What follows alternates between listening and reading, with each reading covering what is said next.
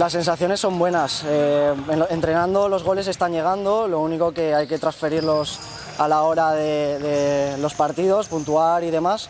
El otro día fue un claro ejemplo, el gol viene de un rebote y al final termina siendo gol en propia puerta, pero en los entrenamientos se está trabajando mucho, yo desde mi faceta también estoy trabajando lo mío y cada uno sabe lo que tiene que aportar. Poco a poco nos estamos proyectando hacia eso, la salud mental del equipo es la adecuada, sabemos hacia dónde dirigirnos, hacia dónde proyectarnos. Estamos muy contentos con la cohesión que hay en el equipo, el míster también nos ayuda a mejorar cada día, tenemos también personas que nos están ayudando para ser mejores y nada, toca seguir trabajando, seguir remando y seguro que llegan los resultados. Sí, como dice el míster, las ocasiones se están originando, más o menos elaboradas, pero estamos llegando, tenemos pegada.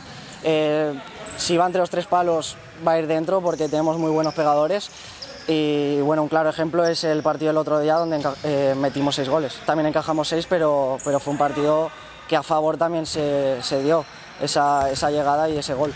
Este sábado volvemos a casa otra vez para reencontrarnos con la afición. La afición está respondiendo de 10, de verdad que no esperábamos tanta acogida y tanto desplazamiento por parte de ellos que también se sacrifican por acompañarnos. Al final eso lo agradecemos una barbaridad, jugamos mucho más cómodos y desde luego en casa salimos al 200%, si no es 100% es al 200%.